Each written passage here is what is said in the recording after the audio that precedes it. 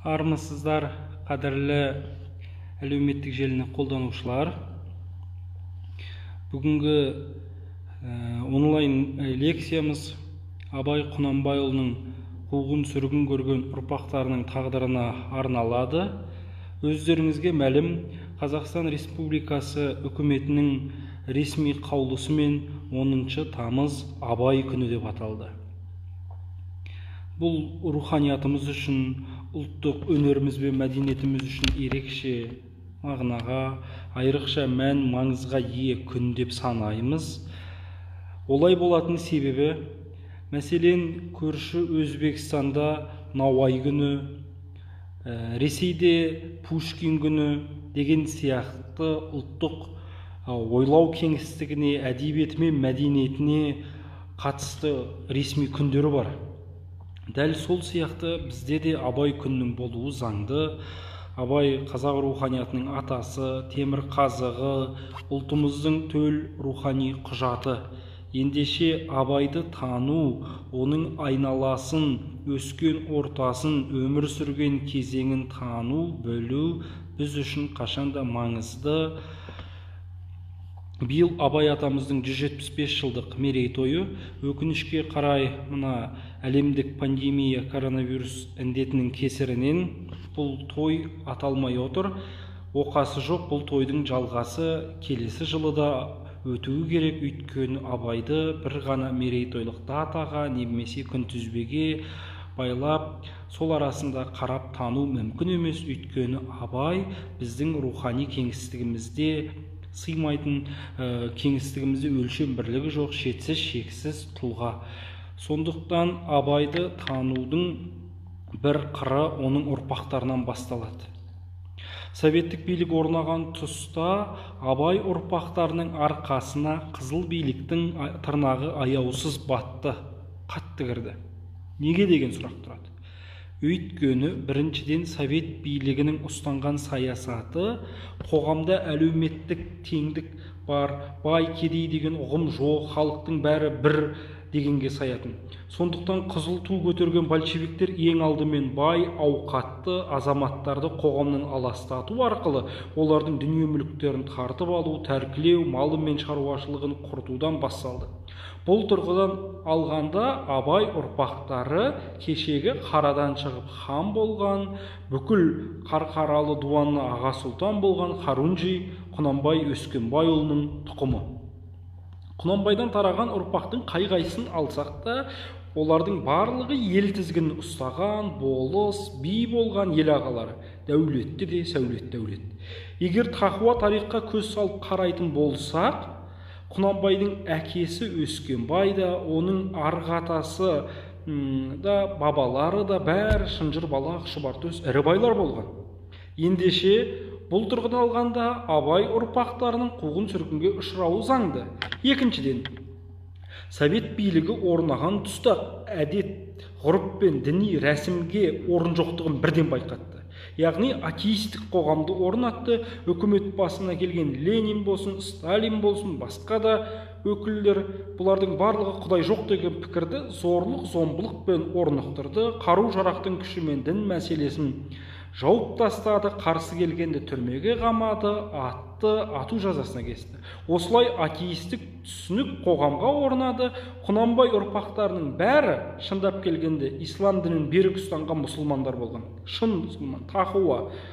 Бұлардың мұсылмандық 5 парызы да бәрі түгел болады. Құнекеңнің өзі қажылық сапарын өтеген.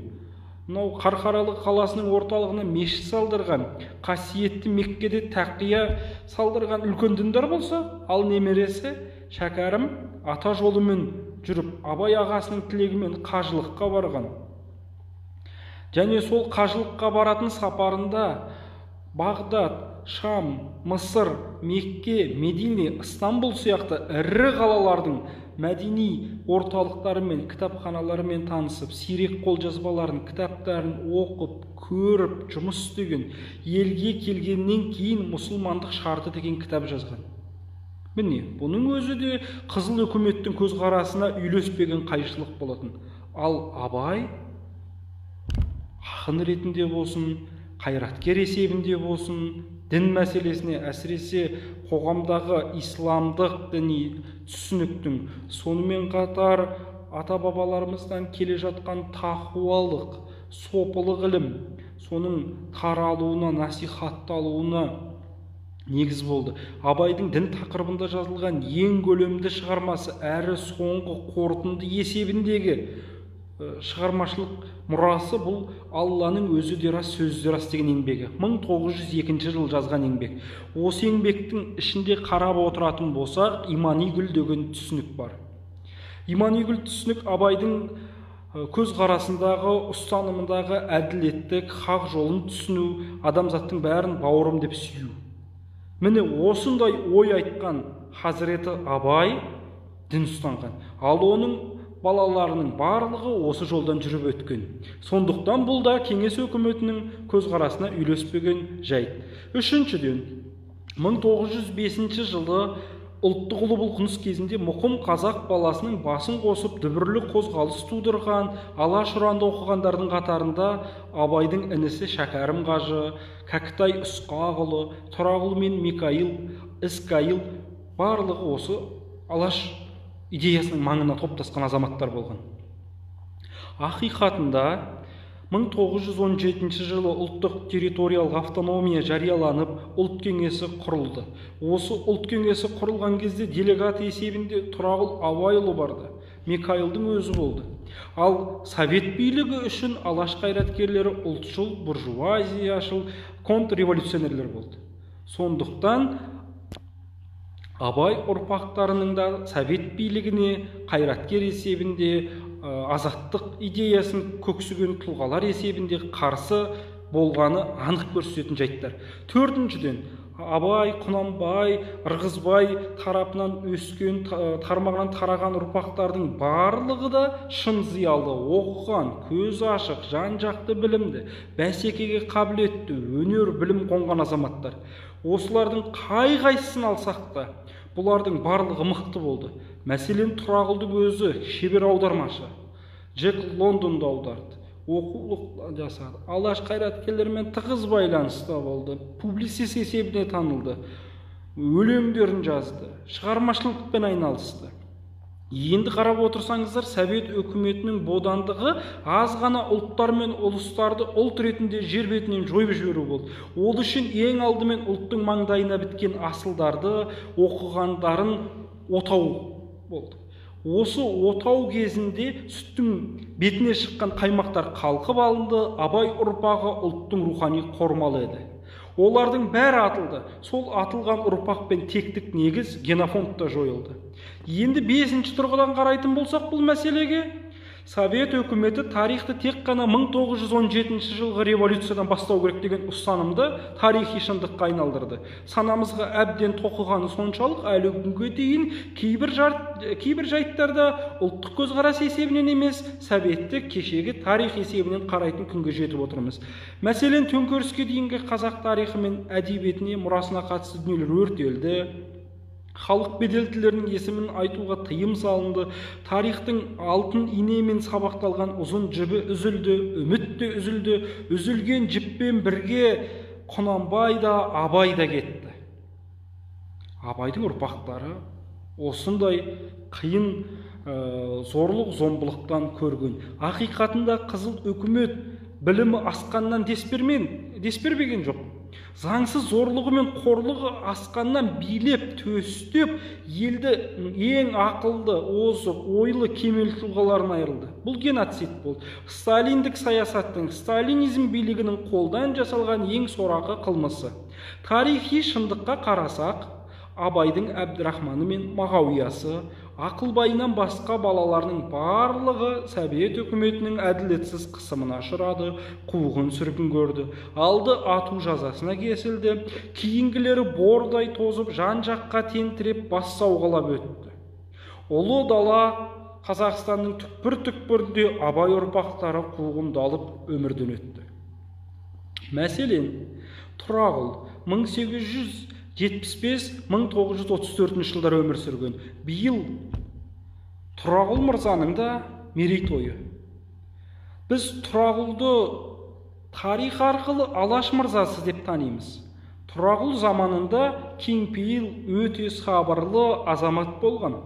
Алаш қайраткері, ұлттық қозғалыстың орталық тұлғасы, Алаш көсемдері Ахмет Байтұрсынұлы, Әлихан Бөкейхан, Міржақып Дулатұлы, Бақтыгерей Құлманұлы, Халел Ғаббасұлы Тұрағұлды өздеріне тең дос тұтты.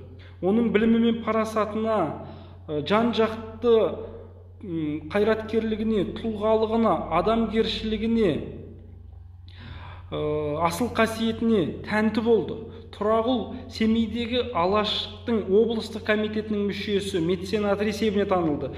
Жалпы қазақ құрылтайына арнайы шақырылған кандидат болды. Жұрт жақсысы, шындап қарасақ. Енді осы Тұрағұл 1928 жылдың 19 қарашасында Семей округтық комиссиясының қаулысымен бай феодал ретінде айыпталды. Құнанбай қажының тоқымы және Алаш орданың мүшесі ретінде айыпталып сотталды. Осы Абай заманының куәгері, тарихи тұлға, көнекөз қария Ниязбек Алдамжаров деген ақсақал болған. Сол кісінің естелігіне қарап отыратын болсақ, Тұраш Құнанбай сияқты адамның немересі Алаш орданы жақтады деп 1928 жылы небәрі 36 қараның мүлкіменен кәмпескеленіп Қостанайға жер аударылды. Сол Қостанайдан жүріп 1934 жылдың 6 наурызында Шымкентте қайтыс болады. Қостанайдан Шымкентке босып барады. Енді осы Тұрағұлдың сүйегі қайда дейтін заңды сұрақ қоятын болсақ, Шымкент қаласындағы Қорғасын зауытының астында қалған. Яғни ол түннің ортасында жерленген. Тұрағұлдың қызы Мәкен әжеміздің естеліктеріне қарап отыратын болсақ, Тұрағұл қайтыс болғанда ауыр халде болған. Содан кейін сол Шымкенттің Қорғасын зауыты тұрған қазіргі орынның жанына жерленген. Кейін ол жерге Қорғасын зауыты түскен. Қарап отыратын болсақ, асыл ұрық, Абайдай тектінің перзенті, Алаш қайраткері, әдебиетші, аудармашы, үлкен оқымысты Тұрағұл Абайұлы осындай тақсіретті халде өмірден өтті. Енді 1930-1931 жылдардағы ахуалды көзге алып қарайық, тарихи тұрғыдан қарайық, ойлайық, санамызға көрсетейік. Осы жылдары тыныш ауыл үсті азан-қазан шуға айналып, ит арсылдап, мылтық гүрсілдеп жататын болған. Абдырап қалған елдің қолында бір шоқпарын ұстаса, бірі сойылын сүйрете шығатын. Малың бар, жаның бар демей ауылға ши бөрідей шабатын қарулы совет әскері қазаққа не істемеді. Ал 1928 жылы халықтың қорғаны болған қазақтың ауқатты азаматтарын отап, оларды ібір-сібірге айдап, кәмпескелегеннен кейін ұжымдастыру, коллективизация саясатын қолдан жасады. Яғни бай-кедей деген үкімет жоқ, барлығы бір деген мақсатта әлеуметтік теңсіздікті орнату үшін. Сол кезде Абайдың сүйіп қосылған жары Әйгерімнен туған екінші ұлы Микаил 1884-1931 жылдар өмір сүрген. Осы Микаил тұтқиылдан шапқан жендеттердің құрығына түскен. 1931 жылы Семейде 70-ге жуық ел ағасымен бірге осы Абайдың ұлы Микаил атылып кетті. Осы 70 адамның ішінде Абайдың күйеу баласы Саниязбек Медеуұлы Оразбаев та бар. Бұлардың басты айыбы билікке қарсы шығуы болатын. Яғни коллективизация саясатына қарсы шығып, қарулы күрес ұйымдастырғаны. Мынау тарихидан әлі өзінің толық бағасын алмаған Абыралы көтерілісі осы Семей өңіріндегі ең ірі тарихи қақтығыс болатын. Осы қақтығыстың құрамында Абайдың Микаилы және күйеу баласы Саниязбек Медеуұлы Оразбаевтың болғаны бұл тарихтан Абай ұрпақтарының рухшыл, күрескер, қайсар тұлға болғандығын көрсетеді және Алаш идеясына берік болғандығын анық көреміз. Осы Абайдың күйеу баласы Санияз Медеуұлы Оразбаев Алаш атты әскерін құрысқан топтың құрамында болған.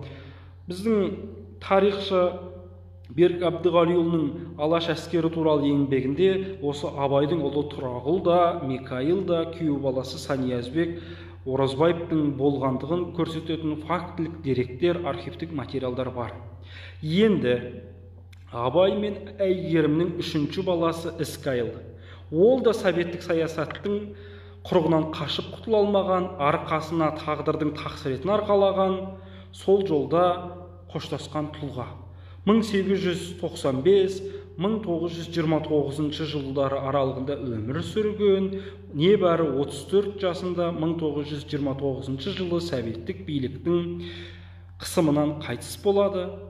Енді Абайдың бәйбішесі Ділданамыздан тараған Гүлбадан, Әйгерімнен туған Кенже, осы қыздары да өмірден ерте солды.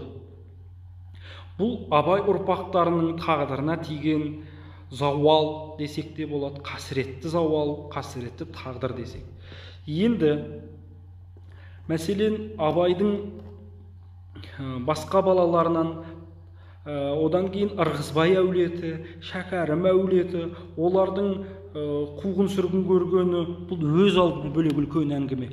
Мәселен, мынау екінші дүниежүзілік соғыс кезінде 1940-1945 жылдары Абайдың кіндігінен тараған ұрпақтар, әсіресе шөбересі, Абайдың немерелері осы соғыста арқаларын оққа тосты, кеудесіменен қарсы фашистік Германиядан совет өкіметін қорғау үшін ат салысты.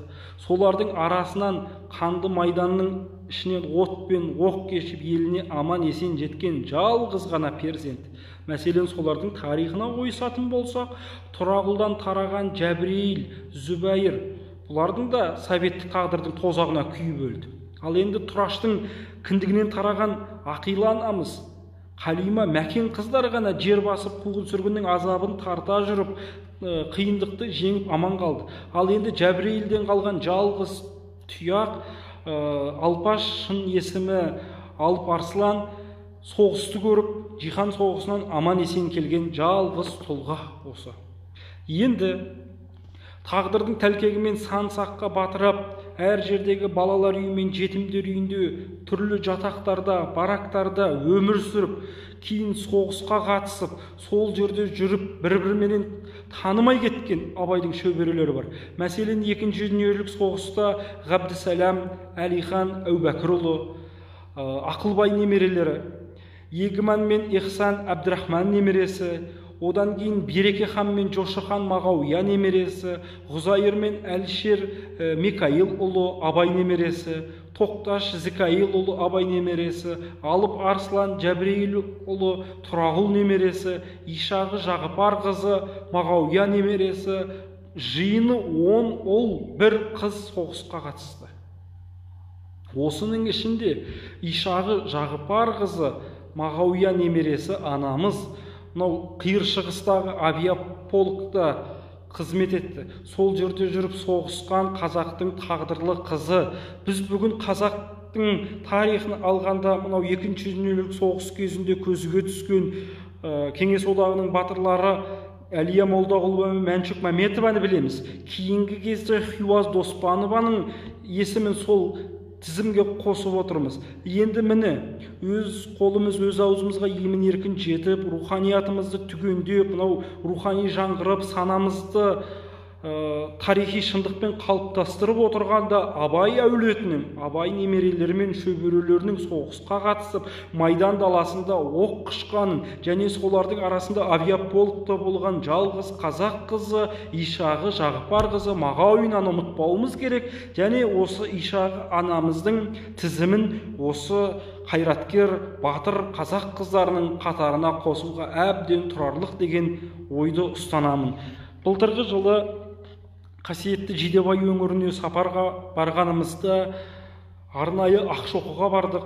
Ақшоқыдағы Құнанбай атаның қорымына зиярат жасап, әруақты бабамызға Құран оқыдық. Сонда Мағауия Абайұлының ұрпақтары жатқан бір бөлек қорым бар. Сол жерде Ишағы анамыз, Ғазел анамыз барлығы жатыр. Мәселен, осы ұлы тұлғалардың өмірден өтіп кетуінің барлығы, бір сөзбен айтқанда, ең қиыны Абай ұрпақтардың жаны ыстық табада күйіп жанды. Ол қандай ыстық таба? Советтік биліктің ыстық табасы. Біз әлі күнге дейін ділден, тілден, салт дәстүрден, әдет ғұрыптан баз кешіп, өзіміз тани алмай қазақ тілінің мәселесін қайта-қайта көтеріп жүретін болсақ, соның барлығы ұлтты жер бетінен жойып жіберуге жасалған советтік биліктің қолдан жасаған саясаты. Абай туған ұлы топырақ советтік биліктің эксперимент алаңына әбден айналды. 1949 жылдан басталған атомдық бомбасы қайта-қайта жарылды. Өмірге келген қаншама ұрпақ, бейкүнә ұрпақ, әлі күнге дейін сол атом полигонының зардабын тартып келеді. Ырысты топырақтың құтын қашырды. Ұлылар туған жердің құты мен ырысының күлін көкке шашты. Абай туған қасиетті тек, Шәкәрім туған, Мұхтар Әуезов туған жер күлі көкке ұшты. Кеміс, кемтар, денсаулығы дімкәс ұрпақтар өмірге келді. Соның зардабын Абай ұрпақтарды тартты.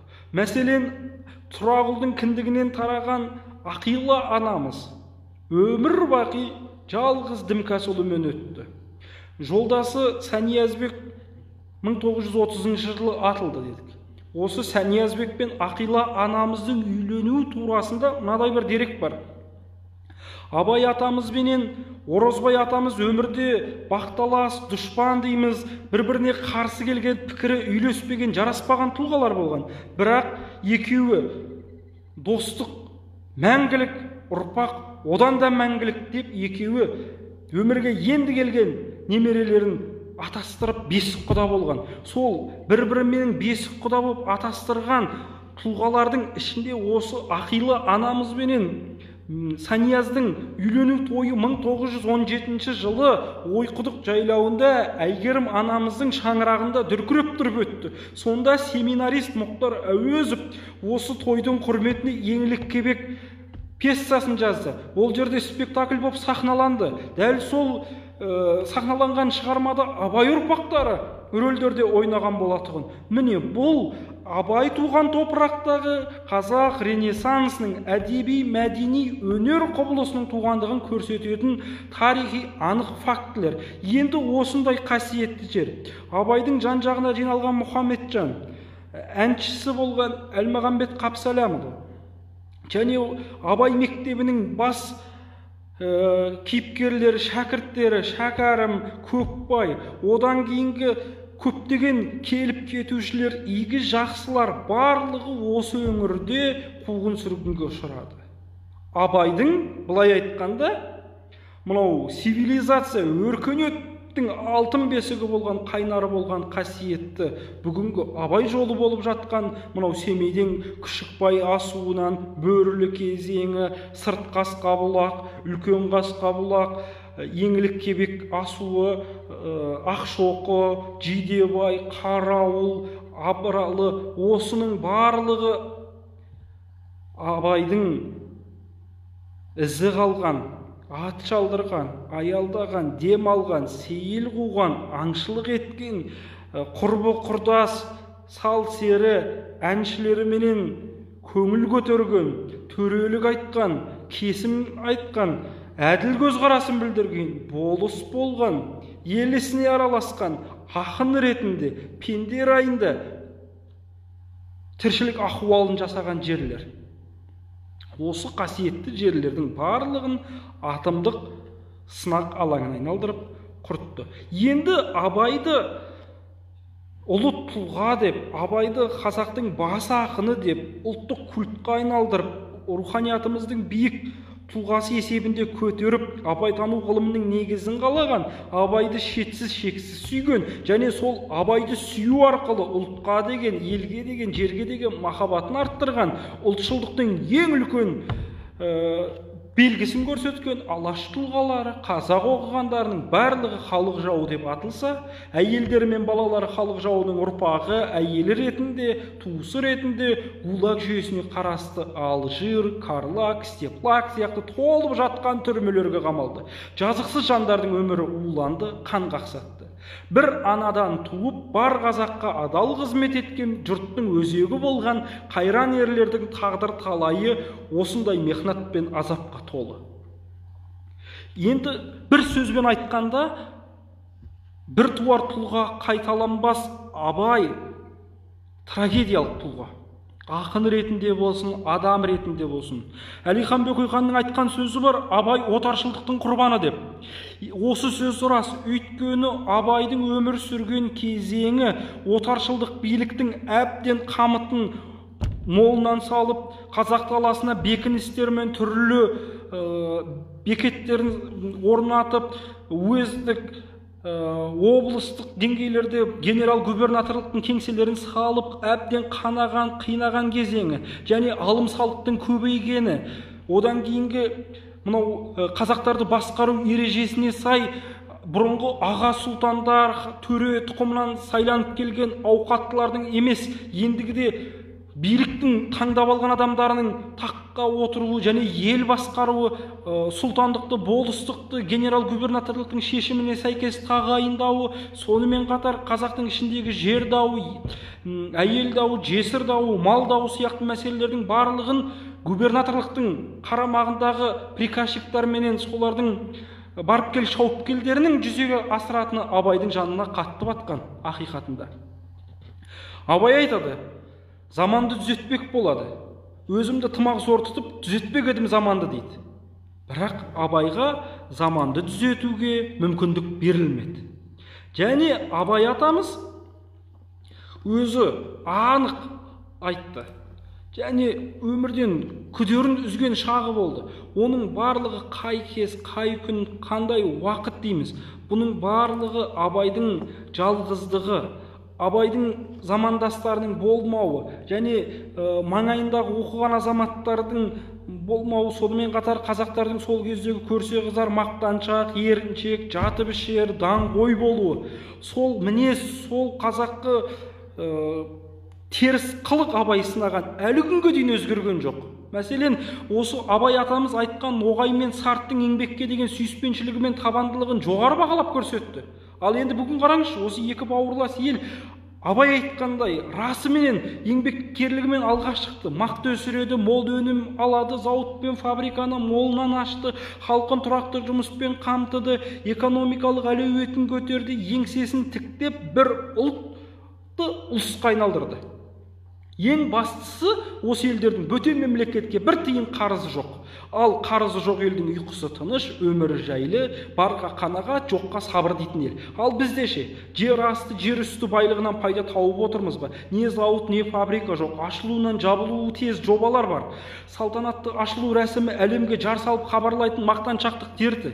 Енді осының барлығына аздай жағымпаздық, жалтақтық, жатып ішерлік, парақорлық, жемқорлық сияқты теріс қылықтарды үсті-үстіне жамап, болмыс бітімімізді әбден сындырып ластап болып баратырмыз. Міне, енді Абай атамыздың сөзінде, ұғымында осы еріншектік, жатып ішерлік, енжарлық, еңбек етуге деген ынтаны мүлдем жойып жіберетін теріс қылықтар болатын. Әсіресе Абай мұны баласын орынды орынсыз мәпелеп, асты үстіне түсіп, аузына барын салып, шектен тыс өбектеп, еңбекке араластырмай өсіретін ауқаттылардан көрді. Абай айтты: тамағы тоқтық, жұмысы жоқтық аздырар адам баласын деді. Не тамақта, не киім киістен тарлық көрмеген бай баласының мінезін сынады. Анығында бүгінгі тәуелсіз Қазақстанда мультимиллионерлер мен магнаттар бар. Балаларының, солардың қарапайым Қарашаның жанын ұқама, олар сүріп жатқан қызылды жасыл өмір, ал Қарашаның көргені қоңыр тірлігі мүлде басқа, әлеуметтік теңсіздіктің анық көрінген қоғамға келіп отырмыз. Абай айтқан бес дұшпан, өтірік, өсек, мақтаншақтық, еріншектік, бекер мал шашпақтық, осының барлығын ашық айтсақ, осы қылығымыздан біз әлі теперішті көріп ақ келеміз.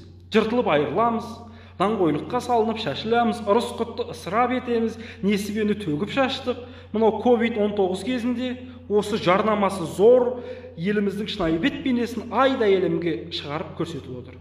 Міне, ғылымы дамымаған елде осындай болатынын анық көрдік. Сонда хакім Абай теріске шығарған қылықтарымыздан әлі өзгерген жоқпыз. Абай атамыз: ерте ояндым, ойландым, жете алмадым, етек басты көп көрдім елден бірақ деп кейді. Неге? Өйткені бұғаулыққа еріксіз түсіп, бас бостандығымен айырылып, империяға құл болған халқының можан топайлығы, енжарлығы, не білімі, не жұмысы жоқ, надандығы, мақтаншақтығы мен бос кеуделігі, осының барлығын көріп өксіді, кейіді. Заманын түзетпек болып, елін ұйқыдан оятуға харекет етті. Бірақ ол жалғыз болды. Атадан 6, анадан 4 болса да, рухани жалғыздықтың тақсіретін тартты. Мыңмен жалғыз алысты. Айтқанындай қалың тобыр қара басының қамын ғана ойлайтын жуан таяқтарға қарсы шығып, солармен алысты, ізгілік пен әділеттілікті талап етті. Оның ішінде өзінің туған туысы Тәкежан болсын, басқа ағайындары болсын, тобықтылардың ішіндегі жуан таяқтардың барлығыменен күресті. Барлығын әділдікті талап етті. Сонда Абай мыңменен күрескенде әділдікті, ізгілікті, осы 5 асыл ісін ұғындыру тарапында күресті. Енді осы Абай сөзін ұғып жүректеріне ұялатқан 20 ғасыр басындағы қазақ оқығандары Абайды жаңа заман, азаттық пен дербестікті тілеген, бодандық қамытынан босауды көксеген тұлға деп таныды, бағалады. Оның поэзиялық, прозалық, шығармашылық мұрасын ұлт әдебиетінің қазынасы, реформалық жаңа сипат деп бағалап көрсетті. Хакім Абайды әдебиет пен мәдениеттің құбылысы ретінде қазақтың құбылысына айналдырды. Культін көтеріп, тұғырын биіктетті. Абайды азаттық идеясының негізін салушы деді. Азаттық идеясының Абайдың сөзінен тапты. Күрескерлікті, ұлттық бұлқынысты Абайдың сөзінен іздеді. Қалың елім, қазағым, қайран жұртым деген Абайдың әрбір сөзі өлеңінде күрескерліктің, өзін-өзі жеңудің, мінез сыншылығының дара қасиеттері тұрғанын алаш қайраткерлері түсінді, таныды. Сондықтан ұлттық ұлы бұлқыныш жолында Абай атамыздың 5 асыл ісі менен 5 дұшпанын қасиетті өзек қылды. Қараңғы елді білімге, ғылымға шақыртты. Ауқаттыларды алаш идеясына жұмылдырды, мектептер салдырды, медреселер аштырды. Тек қана ұл балаларды ғана емес, қыздарды да ілімге, білімге, оқу саласына жұмсады.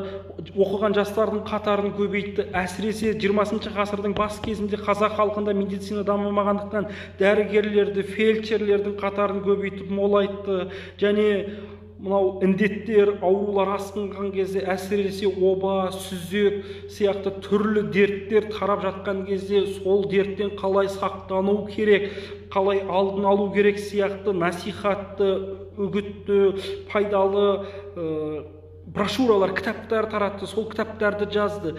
Сонда ойланып қарасақ, алаш арыстардың ең басты миссиясы қазақты Абай сынаған жаман мінез, теріс қылығынан арылту болған.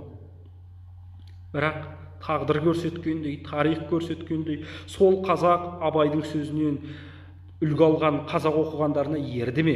Патшалық биліктің қуғын сүргінін көрген, советтік қызыл империяның тирына айналып атылған, ақыры ұлт мүддесі үшін бастарын өлімге тіккен алаш арыстарын қолдады ма? Керісінше ұлтым деген ерлердің үстінен қайта-қайта арыз жазып, донос ұйымдастырып, сол алдыңғы биін толқынды құртты емес пе? Олардан қалған асыл ұрпақ итжеккенге айдалды, әйелдерін сарылып, ал жердің түрмесіне қамады. Бұл Абай сынаған ең жек көрген сорақы мінез, сатқындық пен алауыздық болды. Содан кейін міне 70 жыл советтік биліктің қол астында болды. Енді міне 30 жыл тәуелсіздікте келе жатырмыз. Сол Абай сынаған мінез өзгерді ме? Абай сынаған қазақ пен бүгінгі қазақтың айырмашылығы бар ма? Абайдың ұрпақтарының көрген тақсіретін біз әлі көріп келеміз бе деген сауалдар көп, бірақ жауап жоқ.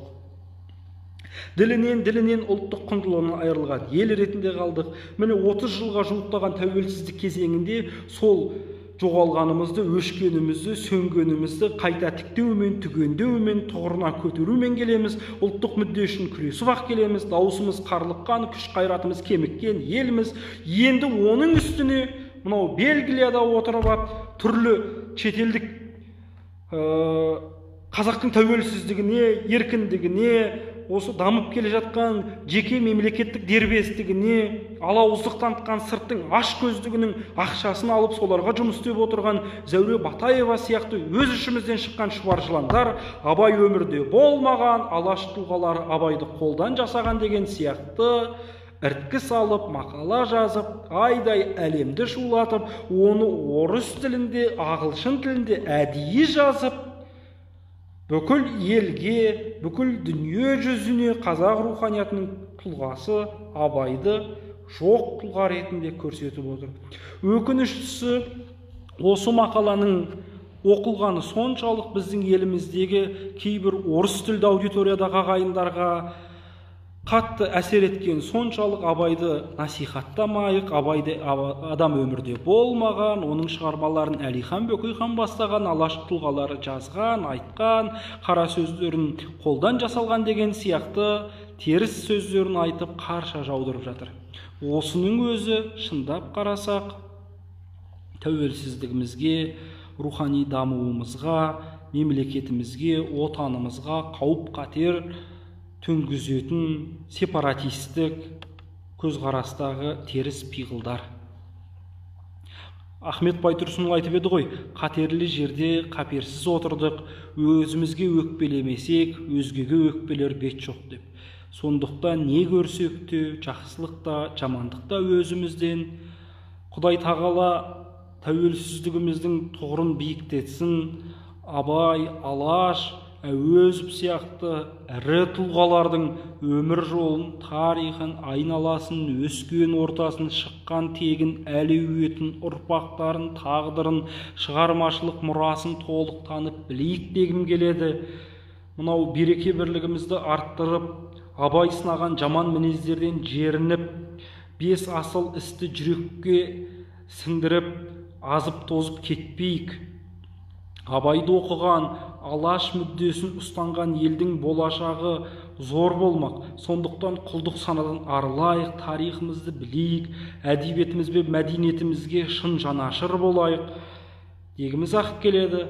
Абайдың сөзі, шығармашылығы кез келген заманға тез икемделетін, бізді ақ жолымыздан адастырмайтын темір қазығымыз, сол темір қазығымыздың жарық сәулесі, нұры, айнасы мінезімізге сыншы болсын, мінезімізді түзейік, Абай әулетін, оның ұрпағын тани түсейік, біле түсейік, ел аман, жұрт тыныш болсын, мына індеттен аман есен өтіп шығайық, бүгінгі қасиетті жұма қабыл болсын.